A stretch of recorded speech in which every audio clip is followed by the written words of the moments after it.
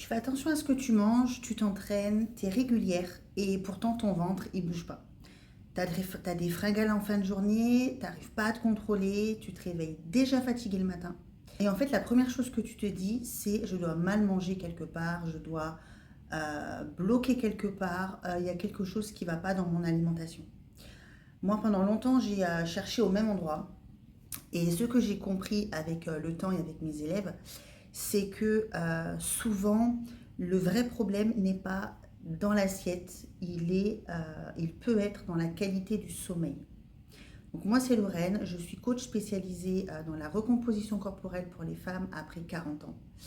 Et aujourd'hui, je vais t'expliquer ce que le manque de sommeil fait concrètement dans ton corps après 40 ans, pourquoi ça bloque ta perte de gras même quand tu fais tout bien par ailleurs, et ce que tu peux changer dès cette semaine. Donc avant qu'on rentre dans le vif du sujet, j'ai un guide gratuit sur le ventre plat et la digestion. Je te le mets en description parce que ce qu'on va voir aujourd'hui, tu vois, ça a un impact direct sur pourquoi ton ventre gonfle et pourquoi il résiste même quand tu fais des efforts. Donc comme ça, le guide il viendra compléter justement ce que l'on a vu aujourd'hui. Donc il est juste en dessous et tu vas pouvoir le télécharger. Donc quand une élève vient me voir et qu'elle n'arrive pas à perdre du gras, en fait la première chose qu'elle va remettre en question, c'est son alimentation. Elle réduit ses portions, elle coupe les glucides, donc couper ça veut dire supprimer, elle va supprimer les glucides, elle va compter ses calories, parfois elle va rajouter plus de cardio. Je comprends totalement cette logique, tu vois. Si le corps ne change pas, on cherche là où on a l'impression d'avoir le plus de contrôle. Donc c'est-à-dire l'alimentation. L'alimentation c'est concret, on peut l'ajuster, on peut le mesurer. Sauf que parfois ce n'est pas là que se passe le problème. En fait, quand tu dors moins de 6 heures par nuit, de façon régulière, et après 40 ans, c'est encore plus marqué, même moi je le remarque, il va se passer des choses dans ton corps. La première, c'est que ton cortisol, il va grimper. Alors le cortisol, en fait, c'est pas une mauvaise hormone en soi. Ton corps, il en a besoin. Il t'aide à te lever le matin, il gère ton énergie, il intervient dans plein de processus essentiels. Mais le problème, c'est quand il est constamment élevé et que ton corps ne fait pas la différence entre un vrai danger réel, parce que normalement, c'est l'hormone justement lorsqu'il y a un, un danger, en fait, ton corps, il va pas faire la différence et ton cortisol, il va rester tout le temps élevé. Et de ce fait, tu vas stocker du gras, notamment au niveau du ventre. Parce qu'à la base, le cortisol, en fait, c'est l'hormone donc du stress. Donc, en fait, quand ton corps est en danger, c'est ce qui va te permettre justement de réagir vite. Mais bon, on n'est pas en danger quand on se lève, quoi. La deuxième chose qui va se passer dans ton corps, c'est la ghréline. Donc, elle va exploser. Donc, la ghréline, en fait, c'est l'hormone qui déclenche la faim. Et une nuit trop courte peut la faire monter de 20 à 30%. Donc concrètement, tu vois, tu te réveilles avec une faim que tu n'arrives pas à calmer, tu craques sur du sucré, sur du gras en fin d'après-midi, etc. Et moi, clairement, je vois la différence quand j'ai pas suffisamment dormi, j'ai beaucoup plus faim.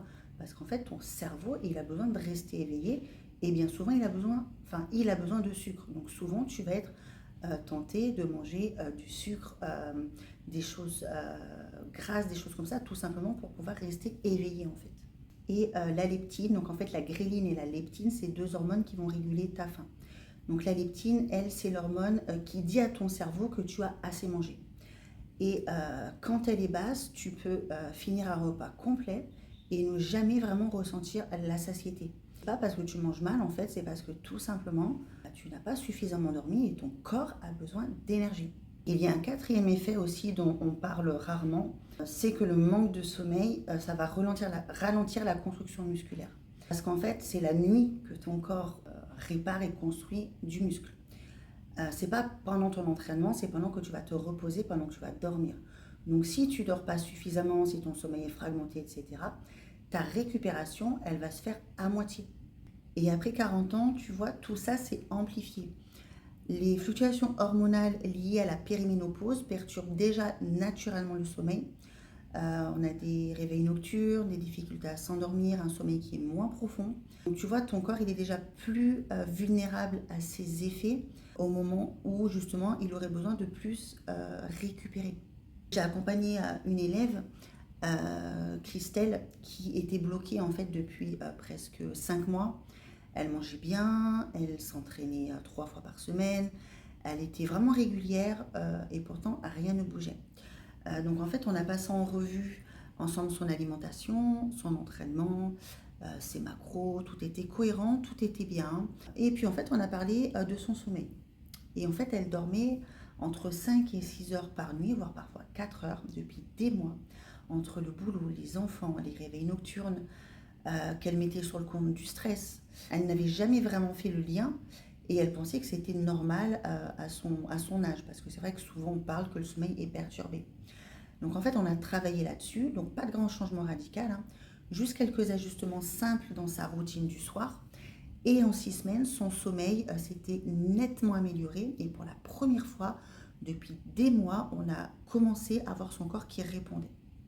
Alors moi, les petits conseils que je peux te donner, c'est déjà d'essayer de viser au moins 7 heures par nuit, 7 à 8 heures par nuit.